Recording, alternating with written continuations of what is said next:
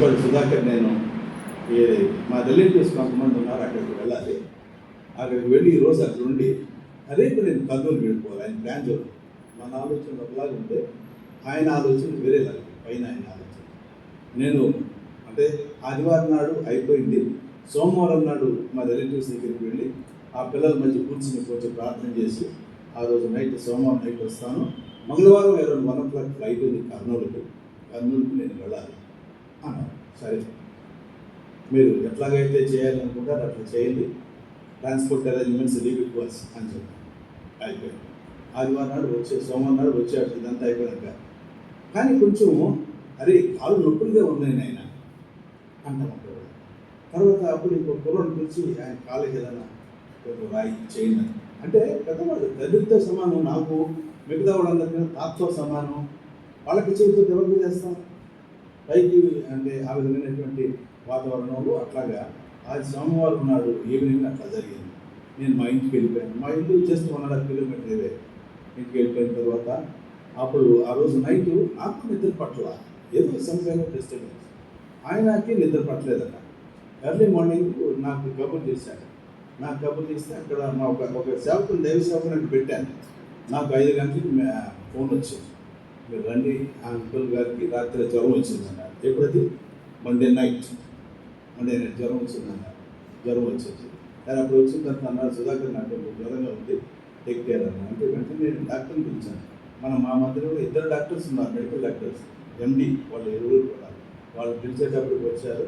వచ్చిన తర్వాత చూశారు, అంటూ మీకు ఫీవర్ ఉంది అన్నాడు. బ్లడ్ శాంపిల్స్ తీసుకున్నాడు. తీసుకున్న తర్వాత నేను ఇవన్నీ కూడా టెస్ట్ చేయించేసి, ఇదంతా మండే జరిగింది.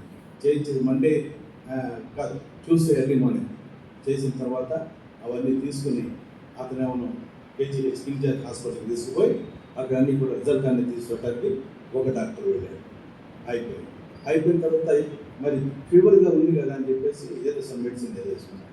అయిపోయింది, ఫీవర్ తగ్గిపోయిన తర్వాత అప్పుడు అన్నాడు, ఒక కుర్రోని పెట్టాను ఆయనకి తలకి కొంచెం అర్థం చేయడానికి, దానికి దీనికి చేయడానికి. అయిపోయినాక సుధాకర్ నాకు ప్రశాంతంగా ఉందయా అన్నాడు.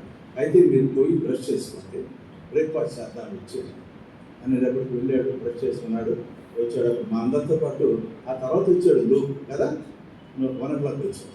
అయితే అప్పుడు బ్రేక్ఫాస్ట్కి తీసుకెళ్ళి బ్రేక్ఫాస్ట్ దగ్గర కూర్చుని ఎన్నో కబుర్లు చెప్తా ఉంటాడు. అక్కడ కూర్చొని బ్రేక్ఫాస్ట్ చేశాను. చేసిన తర్వాత నేను రాజశేఖర్ గారి పాట ఇది ట్రాన్స్లేట్ చేసి హిందీలో పాడితే ఎంత అందంగా ఉంటుంది, వేరే లాంగ్వేజ్లో మాట్లాడితే పాటకి ఎలా ఉంటుందని పాట పాడాడండి. మా మంచి పాట పాడాడు, 1-2 పాటలు పాడాడు, అన్నీ విన్నాం. అన్న నీకు జ్వరం వదిలిపోయింది, ఇక నీకు ఏం పర్వాలేదు అనుకున్నాం. అన్న తర్వాత నాకు డ్రింక్ ఏం అక్కర్లేదు అని చెప్పేసి వెళ్ళిపోయి కాసేపు పడుకున్నా. రాత్రి సరిగ్గా నిద్ర లేదు కదంటే వెళ్ళాడు, పడుకున్నాడు. ఆ తర్వాత అయిపోయింది. లంచ్కి వచ్చింది అంటే పడుకుంటాడు కానీ నిద్రపోవడం, పడుకోమంటేనే పడుకుంటాడు. అయితే ఆయన కొంచెం రిలాక్స్ అయిన తర్వాత లంచ్కి తీసుకొచ్చింది. లంచ్ తీసుకున్న తర్వాత మళ్ళీ వెళ్ళి కాసేపు పడుకున్నాడు. అంటే అప్పటి వరకు మంగళవారం విషయాలు ఇవన్నీ కూడా నేను చెబుతున్నాను. మంగళవారం ఆ టైం వరకు కూడా ఎక్కడ తేడా కనపడలేదు. ఎప్పటి వరకు ఆయన లంచ్ చేసేంత వరకు తేడా కనపడలేదు. తర్వాత అప్పుడు 1:40కి లంచ్ చేసిన తర్వాత 2:30కి ఆ ప్రాంతంలో వెళ్ళాడు. కాసేపు పడుకున్న తర్వాత నుండి ఆయన సంథింగ్ రాదు. అయితే అప్పుడు మాకు 3:30కి 4 గంటల మధ్యాహ్నం సాయంత్రం మాకు ఇట్లాగా అంటే అందరం మేము బయటకు కూర్చున్నాం. ఆయన లోపల పడుకుంటున్నాడే అనుకున్నాము. అయ్యేటప్పటికి ఆయన కొంచెం ఇంటర్మీడియట్స్గా ఉంది అన్నట్టు 4 గంటల ప్రాంతం ఉంది అంటే సరే కదా అని డాక్టర్స్ ఇద్దరు అక్కడే ఉన్నారు. ఇద్దరు ఒక అతను కేజీహెచ్కి వెళ్ళాడు, ఇంకొక అతను అక్కడే ఉన్నారు. వెరిఫై చేసి అంతా చేసిన తర్వాత అప్పుడు మేము హాస్పిటల్కి తీసుకెళ్ళిపోతామన్నా, ఇక్కడ ఉంది కదా హాస్పిటల్కి అరేంజ్మెంట్ చేసేటప్పటికి ఆ టైంలో ఆయన అన్నాడు, నేను పోయి వాష్ చేసుకొస్తాను, వాష్రూమ్కి పోయి అన్నాడు. వెళ్ళి అంటే అక్కడ ఏం జరిగింది ఏమిటి, అక్కడికి దేవుడు టైం పెట్టాడు, కట్ పాయింట్, అక్కడితో ఆయన వెళ్ళిపోయి ఉంటాడు అన్నటువంటిది. అప్పుడు వెంటనే మనం ఆయన తీసుకొచ్చి రక్షణ చేసి హాస్పిటల్కి తీసుకెళ్ళి అవన్నీ చేసిన తర్వాత అంబులెన్స్ రప్పించేసి అంబులెన్స్ స్టాండ్ బై పెట్టేవాళ్ళు. ఇద్దరు డాక్టర్లు స్టాండ్ బై, ఆయనకి పరిచయం చేయడానికి ఒక ఇద్దరు ముగ్గురు కుర్రాళ్ళు స్టాండ్ బై. ఆ విధంగా అది కాకుండా కొంతమంది మా ఎల్డర్స్ అందరూ కూడా అక్కడే కూర్చుని ప్రార్థన చేయడం అవన్నీ చేయడం జరిగింది. అప్పుడు హాస్పిటల్కి తీసుకెళ్ళేటప్పుడు 6 o'clock ఈవినింగ్ ట్యూస్డే. అప్పుడు వాళ్ళు అన్ని చేయాల్సినవి చేశారు. వాళ్ళ ప్రయత్నాలన్నీ వాళ్ళు చేసిన తర్వాత I think is already gone. అసలు ఏం లేదు, దుఃఖాన్ని మింగుకొని అప్పుడు మందిరాన్ని తీసుకొచ్చి మందిరంలోనే మిగిలిన కార్యక్రమాలన్నీ చేసి ఈ అరేంజ్మెంట్స్ అన్నీ కూడా చేసుకొని అక్కడ ఉన్నటువంటి సమాజం అంతా వచ్చి కూర్చున్న త్రూ అవుట్ నైట్ పాటలు సాక్ష్యాలు, పాటలు సాక్ష్యాలు, ఈ విధంగా అంటే మా కళ్ళ ముందు అట్లాగా చేతులు ఉన్నది జారిపోతుంది అంటారా, అలాగ అయ్యేటప్పటికి మాకు చాలా బాధగా ఉంటుంది. కానీ వీ హ్యావ్ టు యాక్సెప్ట్ వీళ్ళప్ప దేవుని యొక్క చిత్తానికి మనం అది ఎలాగా ఇది ఎలాగా అంటానికి వీల్లేదు కదా, టైం అంతే. ఆ విధంగా చెప్పారు. అన్నా మరి కర్నూలు ఎలా డాన్స్ అంటే కాదు, ఆ రోజునే మంగళవారం అది కర్నూలు ప్రోగ్రామ్ క్యాన్సిల్ చేసుకున్నా అంటే నేను ఇక్కడి నుంచి తిన్నగా ఢిల్లీ వెళ్ళిపోతాను అనే థింగ్స్ సో డ్రాస్టికల్లీ చేంజ్. వాళ్ళంటే ఏంటన్నారంటే probably pacemaker whatever was using but wrong అంటే ఇవన్నీ అనుకుంటున్నాను.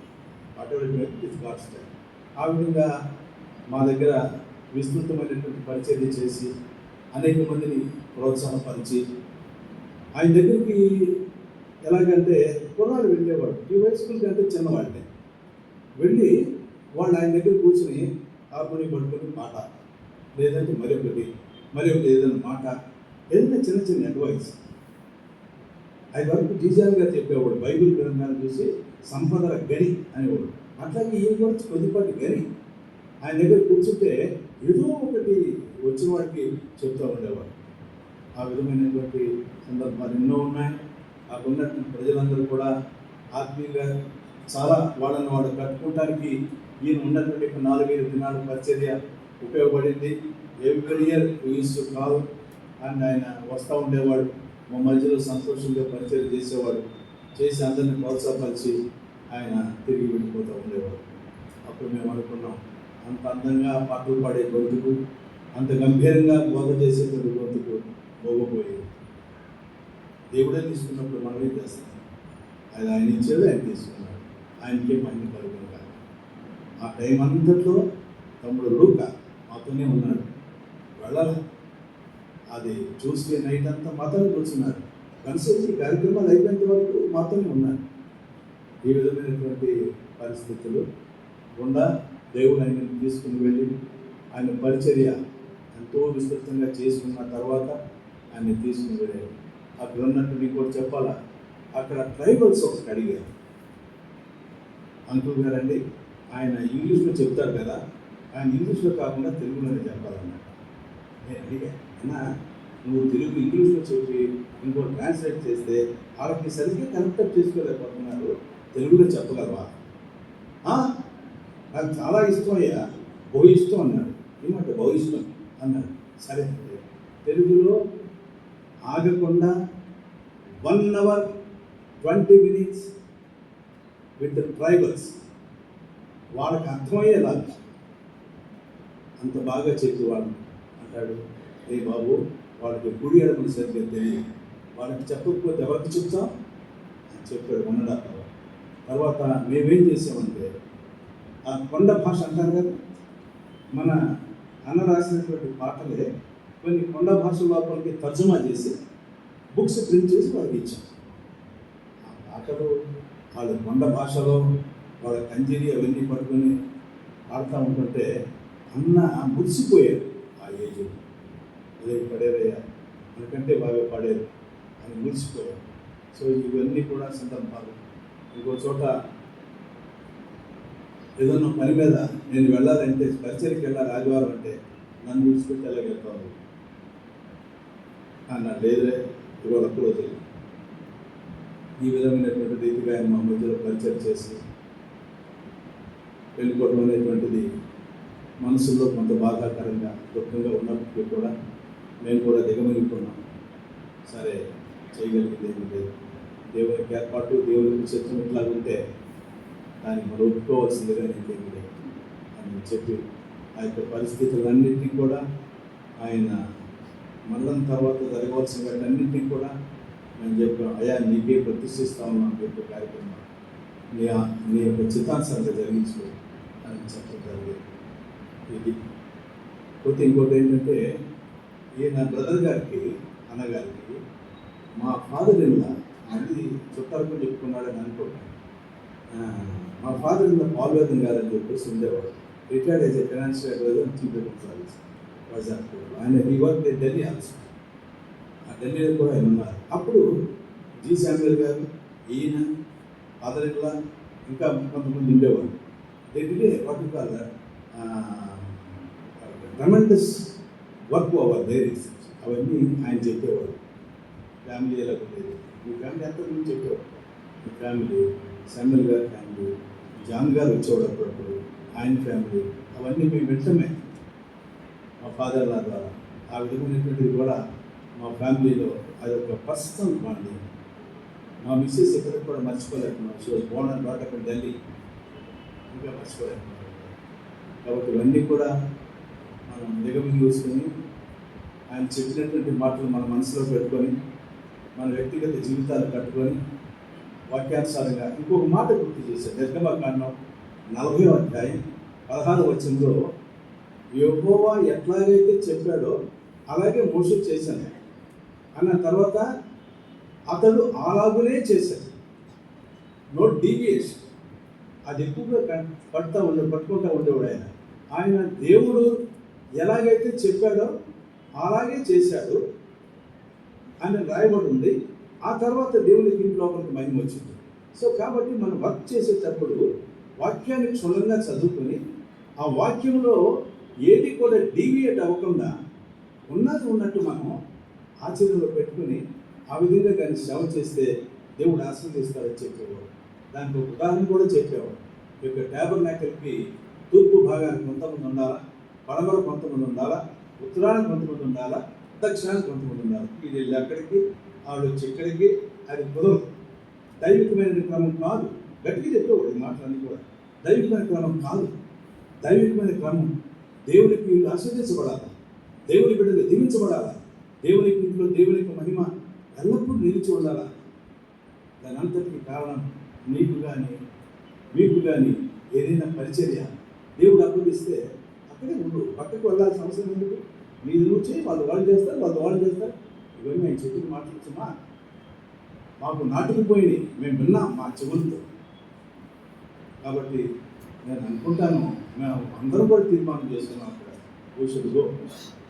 ఎలాగా whatever word of God says, దానిలో without deviating from the word of God we should go further.